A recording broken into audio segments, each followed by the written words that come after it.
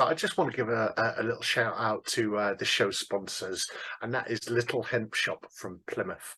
Now, I've had the pleasure of knowing a few companies in this industry and certainly watching them grow. And that's no different with Mark and Sally Honey's Little Hemp Shop. They started off with half a kilo of hemp to make tea and built what they have right now. And they have fantastic products, which are well worth checking out. So if you've got 5 minutes, go check out littlehempshop.co.uk. And if you like what you see, type in £10.15 and you get a nice little discount. And certainly everyone's a happy bunny when they get a discount.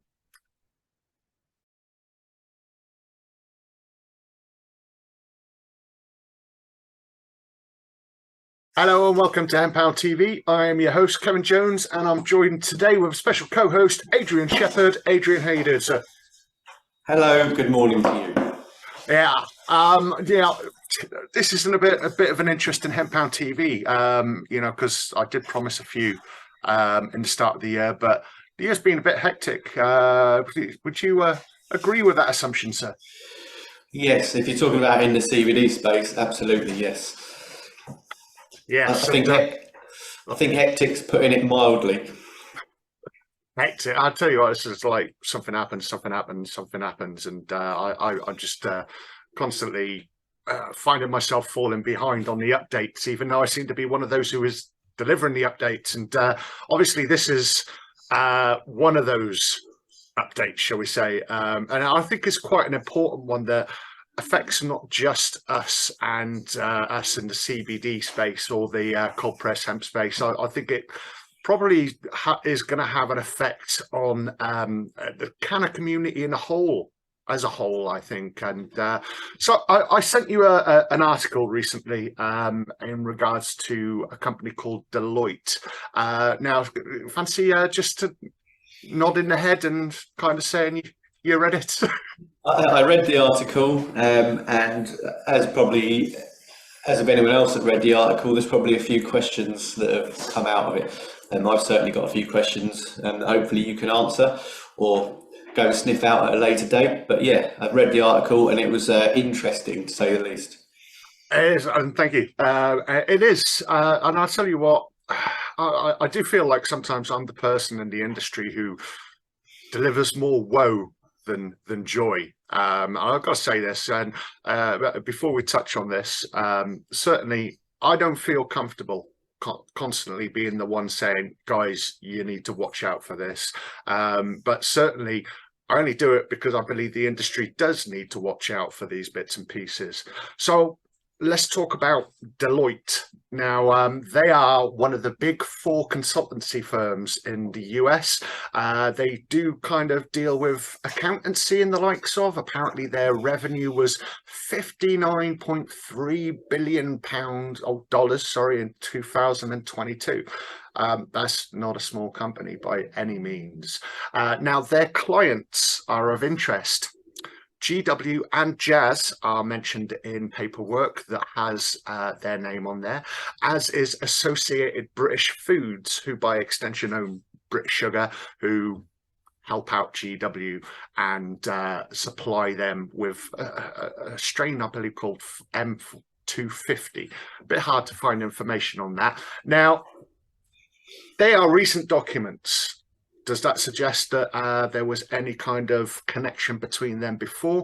Well, actually, there is. If you go to Reading University, you will see that on his bio there, not only did they award him an honorary doctorate in 2016, but Deloitte awarded him the Director's Award for the pharma and healthcare industry. Now, you'd think with these type of people, they don't just go, hey, Kev, you write really good stuff. Here, have an award. Like, I would assume that I would have to be their client. Now, this is where it gets interesting, because we've got a review on novel foods regulations, and they have actually been awarded the contract. They've just literally been dropped on our laps in the last couple of days, and well, it is to review the novel food regulations. Now, Adrian, to break the novel food regs down a little bit for us, if you could, sir. Essentially, a novel food in the UK is a food or ingredient that doesn't have any history of consumption before a set period. Now, depending on where you read it, that date tends to change. But I think is it 97 or something like that, something along those lines. Anything that hasn't got history, there's a process or a procedure you have to follow to A, make sure the food is safe, B, make sure it is what you say it is, and so on and so on. So that could involve all sorts of toxicology reports or just general food safety data in general. That's the short version. Now, this is important for anyone who's watching, because it was known that there was a tender out for this contract last December, right? Now, I've been kind of keeping an eye, mainly because I've got a public interest disclosure complaint in regards to the FSA's handling of novel foods. Now, I'll just say you'll be able to find information about that in the comment section, as well as the article that touches on what we're talking about now in regards to Deloitte. Now, I was supposed to have had a reply to my public interest disclosure complaint recently. It was slightly delayed, but when I got it, it stated that there's a lot of things to kind of look into, as you'll see if you check out below, which is true. But government guidance basically states that if there's a complaint, it needs to be dealt with within 20 working days. If it's complex, it's 40 working days. The FSA suggested to me that they wouldn't be able to reply effectively until about 55 days, more specifically the end of March. Now, this kind of got a few cogs whirring, like, why are you holding back? What's happening in that time? So I had a little look, and I went to the government tender site, and I was there the day after I received my complaint, right? And I searched high and low, and all I did was, inverted commas, novel foods. I was there all morning. Now, I was distracted because it wasn't there, but I come across the Ferra contract, which is something maybe if we've got time we can talk about, or I'll just leave details in the comment section below. But I went to walk Pooch, the inspiration for the logo of Hemp Sprocket. And I came back and I pressed return, and all of a sudden the contract was up on the government site. Now, that's weird because it was there when it was out for tender, disappeared, and then just got put up a day after the FSA said that they needed to delay replying to my public interest disclosure complaint. That's when I started doing a little bit of digging. But 24 hours later, I noticed that the FSA on LinkedIn had made an announcement saying that they had awarded that contract to Deloitte. That's an announcement 12 days before anyone can really do anything. I mean, if it weren't for me stumbling across that, people probably be scrambling about right now, wondering what the hell to do. But, I am unfortunately the bearer of bad news, as always. So we've got to kind of consider what would happen, with Deloitte, being that they have a lot of those clients. Now, what do you think on this? Is this potential conflict here? There's sort of, I guess, I mean, I've got two feelings, I guess, two different feelings. Firstly, Deloitte are and have been involved in food regulation and processes in the UK. They've certainly worked alongside the BRC, British Retail Consortium in the UK. So they are a name, and they, in one aspect, do know what they're doing and technically are qualified in doing what they should be doing. However, as you've just mentioned, there's links. Now, whether those links give them a biased outcome or even more than likely a predetermined outcome, that we'll have to find out, won't we? At this moment, I suspect it's probably the latter of those two feelings I've got. But yeah, I mean... Yeah, I agree with you on that, because to do a whole tender on novel review, on a novel review, whilst knowing that those in that process happen to be a very, well, almost an entire industry, that could be affected by any change in that guidance. And it's not the first time either.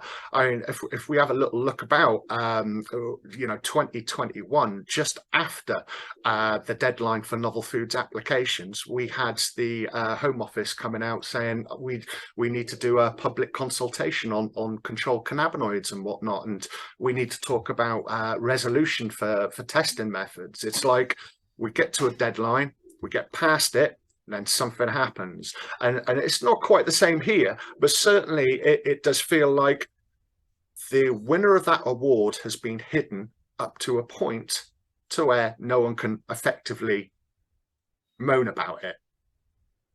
Yeah, I agree. And also you could say, certainly for people like ourselves that are inside the CBD industry, regardless of is it slightly is it going to be slightly twisted towards a predetermined outcome or not? But even if you ignore all of that, it just seems like another delay in the process. Something else they've added in to further delay this process, to drag it out a little bit longer, which would imply there's something they're dragging it out for.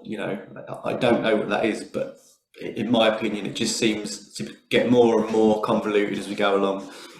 Yeah, and of course that's having a wider effect on the amount of companies that we see. Of course, we saw Hemp recently go into administrations. Now, it could be argued that there's many reasons for that, but let's be honest, one of those reasons definitely will be a downturn in sales that we're all literally facing.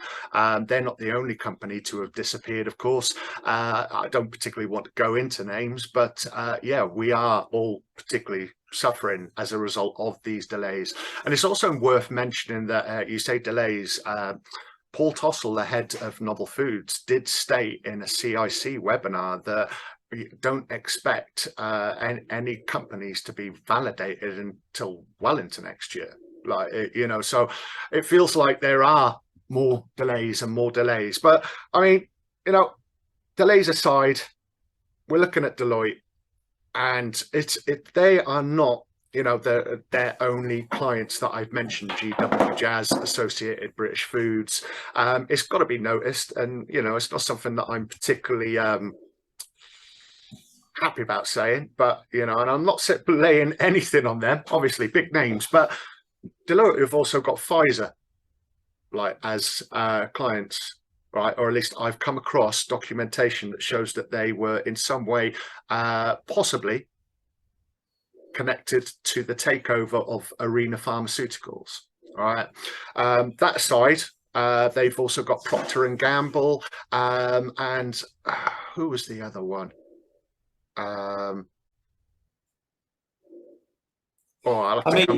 I'll have to come back to you, but what I'm trying to get to, I'll flash that up here. What I'm trying to get to is basically GW, Jazz, and the British Associated Foods aren't their only clients that have an interest in the medicinal cannabis space, right? And that's the big issue.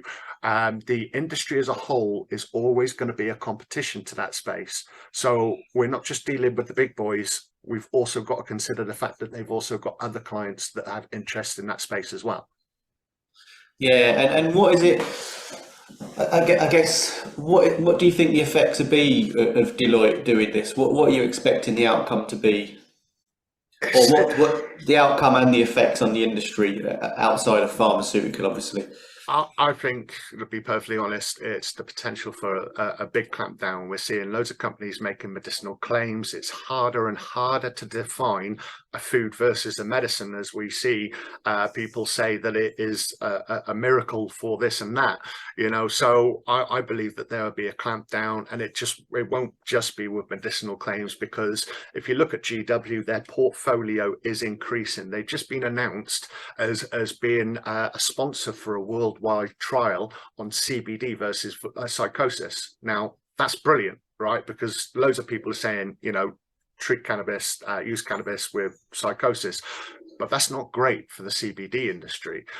Those big kind of noises by them create some stir on us, which people then ride because they're not being clamped down on, which then means the MHRA can come in and say, you're a medicinal product. But in a food sense, I certainly think definitely with GW's patent war at the moment, the fact that they, I believe, are part of CBDA trials into autism, or effectiveness of CBDA into autism, they're doing lots of moves that ultimately could lead to more and more controlled cannabinoids, which will be further restricted. We're not even dealing with the 1 milligram rule anymore. I know there's enforcement behind the scenes where it's 50 milligrams now, micrograms now of each controlled cannabinoid. Any more than that, you're hauled off the shelves.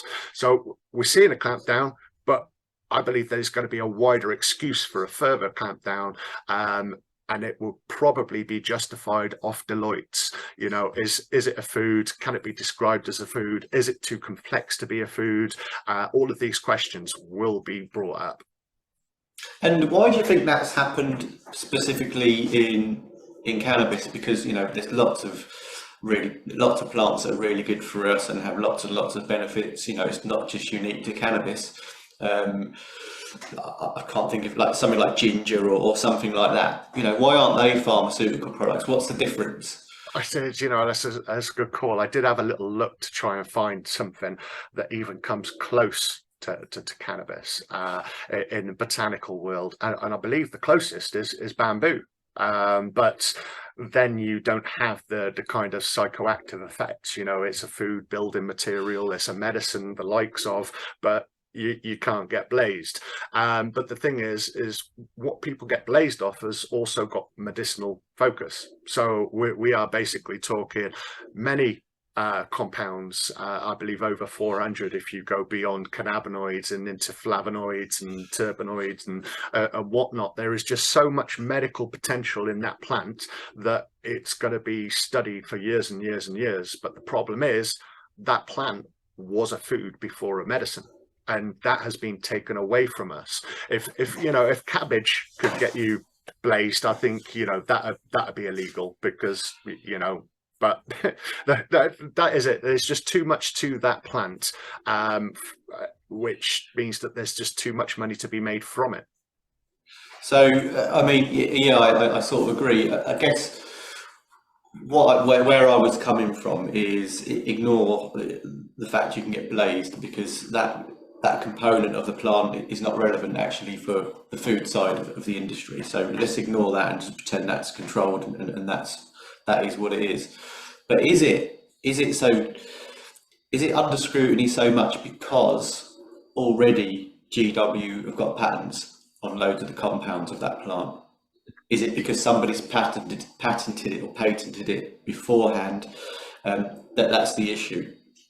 Yes, I believe some of GW's patents go back to 2003, 2002. I feel their first CBD patent was 2004. To me, when the CBD industry first emerged, I believe in the US was probably around 2012-ish. Here, I got into it at 2016, and I believe they must have thought they missed the boat, certainly on that cannabinoid by that point.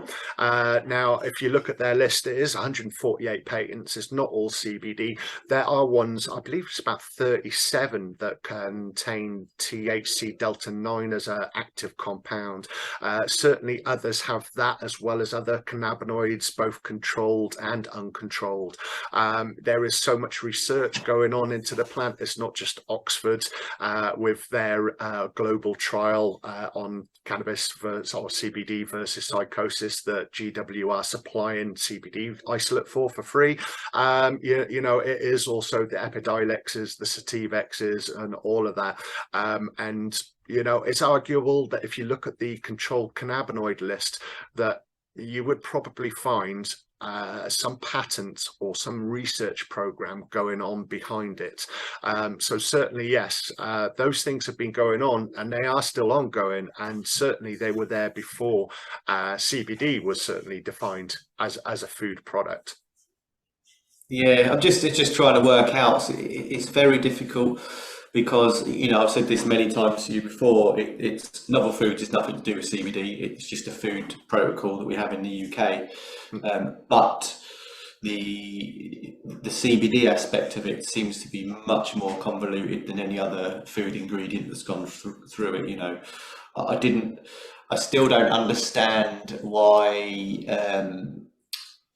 let's just say a CBD component, someone's put that in as on a novel application, done their toxicology, blah, blah, blah. But then another company has to also submit the same thing on the same component. I don't understand that part, because that hasn't happened in novel food before. So normally if something's approved, it's approved. I get it can have different components added to it, but really each of those components should go through the same process. So once one is passed, anyone should be able to use it, if that makes sense. And you do have a recognised history in the food world, as you know, you've just been talking the lingo, as it were. What, to your knowledge, is the closest anything has got in the food world to CBD novel foods? Is there anything that you can think of that has reached a level of complexity that just makes you think, you know, maybe there's a level playing field? Not off the top of my head, and it's not something I've researched, because I think that this would be something you have to be involved in. But I think the problem is the process has actually changed, so there's no comparison now. You know, the novel food process is different to what it was 2 years ago, 3 years ago, 4 years ago. So the whole thing just keeps changing. So it's quite difficult. You could, you know, I did do a bit of research on the EFSA website before, you know, we took it for Brexit and we took it over. And obviously there is all toxicology reports and there is all that stuff, but it seemed a lot more clear, a lot of clarity. There was like a format, everyone followed that same format. That's the outcome of that ingredient. Anyone can use that ingredient, provided not doing anything else to it. You know, that I think that's not happening in CBD. Well, I know that's not happening in CBD. Yeah. So here's the thing: in a common sense world, right? And not considering CBD for a second, what do you think would be the most sensible outcome for a novel foods review? Well, that's quite a big question, because there'll be other stuff that I probably wouldn't be aware of. So there needs to be a defined process, whatever that is. So submit your ingredient list, I guess, would be the first thing, your toxicology and whatever else they need. But it needs to be the same process for actually everything. It needs to be the same process for everything. It needs to be a very clear process. And I think the issue we have at the moment is we're not subject to one port of call. There's not one person we're getting the information from. There's 3 or 4 different departments, and that's the issue for me at the moment. It's too convoluted. It's not just a case of, right, I'll just contact the FSA, okay, I'll do that. It's not that easy. And I know you don't want to talk about cannabis in particular, but the problem is it borders the lines of controlled substances and all the other connotations that are attached to that plant, and that does make it a little bit more difficult.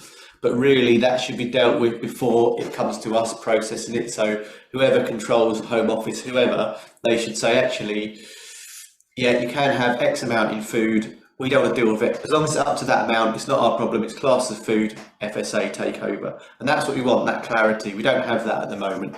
So, you know, you yourself have posted loads of things about some of the applications, people putting insane amounts of THC in it, whereas people like myself go, oh, well, that's technically illegal as far as I know, but actually they put an application in, it's gone through the first part of the process. So something isn't adding up, you know, because of this not a single point of contact, I think is what I'm trying to say. So you That's think the problem with it. You think an FDA style department in the UK, Yes. despite, you know, craziness over there as it is, would benefit the UK as a whole? I think so, yeah. I don't necessarily agree with the FDA do, but I agree with that's who you contact, that's the process, that's the answer, take it or leave it. That's all we want to know, you know. At the moment, there's businesses going down the pan in the CBD sector because they're just waiting and waiting and waiting. And at the same time, some of us have got non-novel products, but there's no clarity, you know, for the retailers, so they're reluctant to sign any contracts or issue any contracts out, and people are just dying by the wayside. And I almost think that's the intention. Yeah, certainly. Now, let's kind of round this up before just kind of dealing with this. We touched on a potential worst case scenario, and I suppose a best case scenario, which is where, you know, a level playing field exists. But ultimately, this all comes down to one company who's got control, and I think we should just take 5 minutes to explain that actually this isn't a war just against the CBD industry. Certainly GW appear in many guises. Do you care to offer an opinion on any of them? Oh, that's a tough one. I mean, yeah, I don't know what to say really on that, because it's GW appear. Actually, just go back a little bit. I can remember talking to you maybe 3 years ago, and you were the only other person that had read some of them patent applications for GW, and I was surprised. I thought I was the only one sad enough to have a look at those. So I picked them up a long time ago, you know, when we were doing novel foods and all the rest of it. And yeah, it's a difficult one. They've got the finger in all the pies, basically, is the short version, and there's no other way of saying that. Now, whether that gives them control of the outcomes, I don't know, but the information is there, isn't it? So yeah, I mean, certainly in a medical sense, their history is kind of known to a point. Apparently, in the early noughties, they secured a large quantity of skunk #1 from the streets, which enabled them to initiate their R&D sequences. You know, that should be early, because I think 2002, 2003 was where their first patents were coming in. Who knows where their CBD patent was coming in, though. I don't know if skunks actually got that much CBD in. Well, I mean, that's interesting, isn't it? Because I think that aspect of the market, you know, CBD's been bred out of the plant because they want it for, you know, specifically for THC and the medicinal benefits. And I think as we've got more and more educated, they've realised, oh, actually, yeah, now there's money to be made in CBD. I think we need it back on the medicinal side. You know, that's what it feels like. Yeah, let's have control of that as well. Certainly, yeah, they've done that quite well. 2016, the British sugar converted from tomatoes to hemp plants. They do grow that strain I vaguely mentioned earlier, M250. Now, this call out for anyone. I've had a little look. I can find it mentioned in one document that focuses on medicinal cannabis, but I can't find any other mention of it actually outside of there and British Associated Foods documents. Anyone has any information, please let me know, because it's very high in CBD, but it's still classed as marijuana, although marijuana. But yeah, so GW have a touch on that side. Of course, we're all told that skunk is the strongest weed on the planet. It's guaranteed to make you go loopy.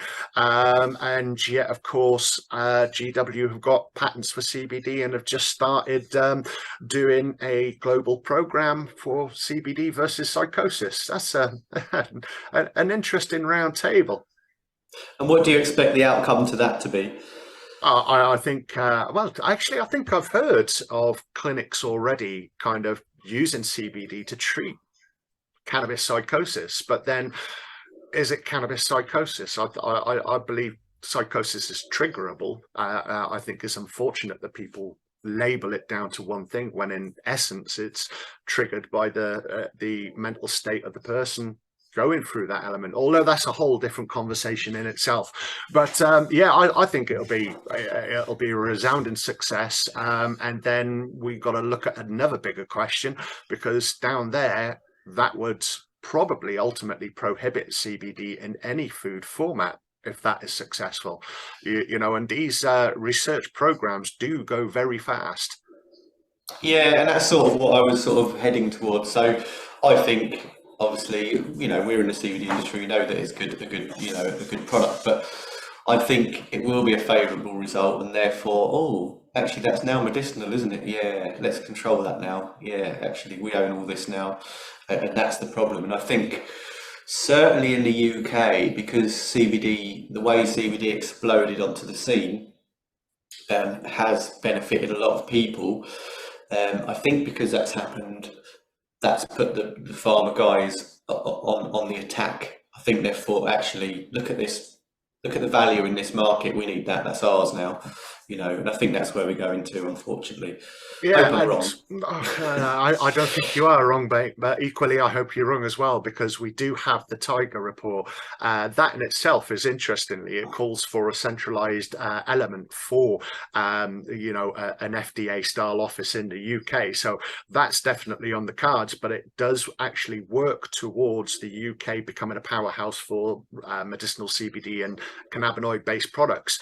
That report was released 1 month after GW was brought by Jazz, and Jazz have a big presence in the US, fighting now all of these patent wars for people ripping off Epidiolex and flashing their lab reports like they did to the FSA over here to the FDA. There is a big power play going on, and it's not just in the UK, I think, and I think people kind of need to realize that, because if GW get what they want, there will be probably a clampdown on the recreational illicit market. There probably will be a squeezing of the medicinal market, and there probably will be a clampdown, without a doubt, on the CBD market. But you'll have those who have MHRA accreditation remaining, like, the inner circle, and you just have to look at the validated companies to get a general indicator of who may or may not be in the inner circle at the moment.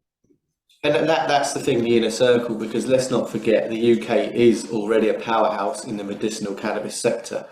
Although 90% of it gets exported out of the UK, we're still a powerhouse, and we're sending this stuff around the world, and I think that's exactly what happened with CBD. I just think, might as well control that. But when I say we, I mean the elite group of people that are controlling it rather than us, they're trying to make a living. So how do we turn this around though, mate? Because, it's all good sitting down here saying doom and gloom, but, do we just go, bye, see you on the next £10? That just seemed absolute killer to me. And to be perfectly honest, I do believe there are two ways that people can get their voice heard on this, and it needs to be from a CBD, a hemp and CBD industry aspect, and it needs to be from a consumer aspect.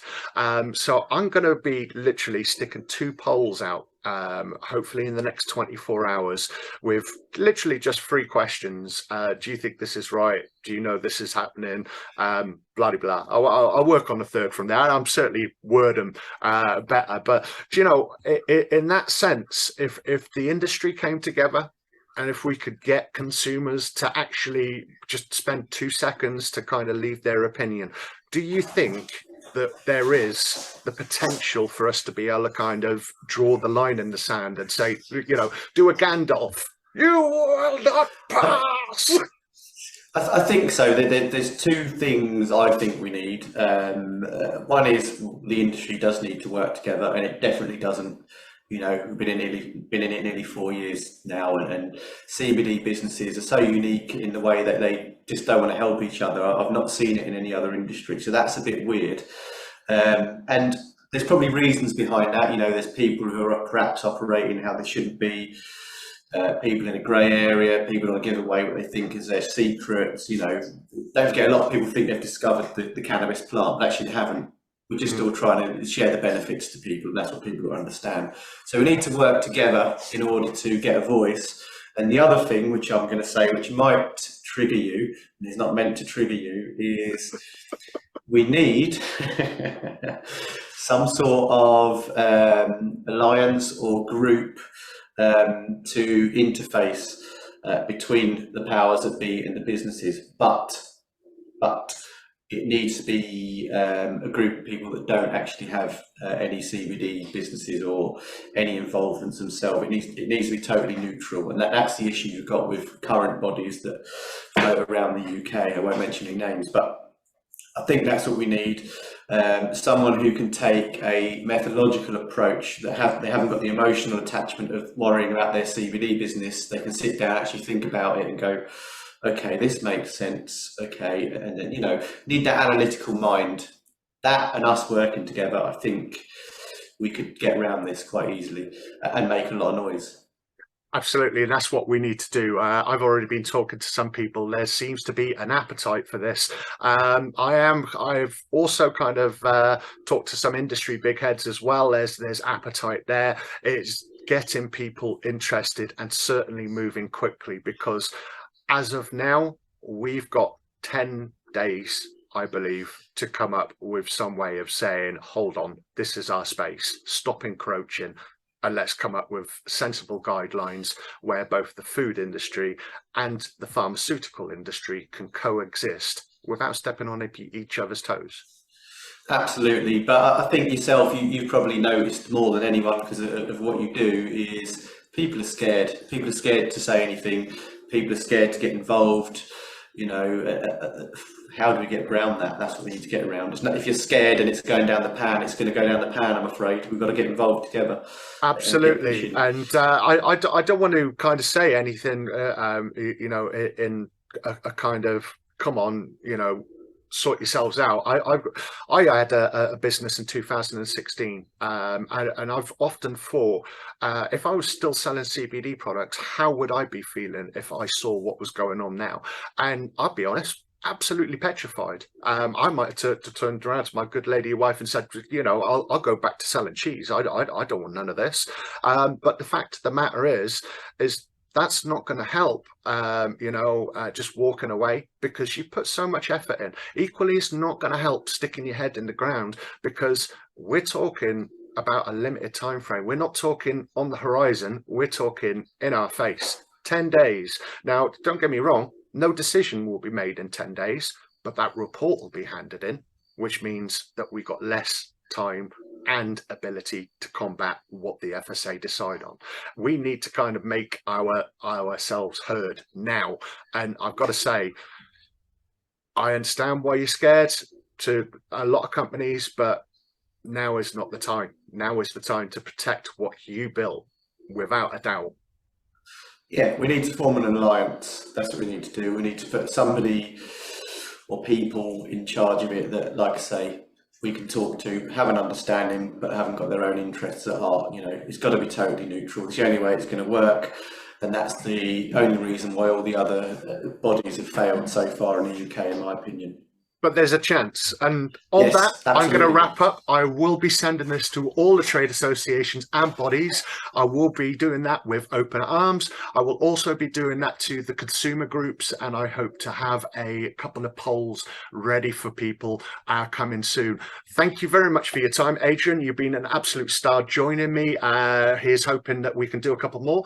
And thank you very much, folks, for tuning in, and I will catch you soon. Take care. Thank you very much. Goodbye.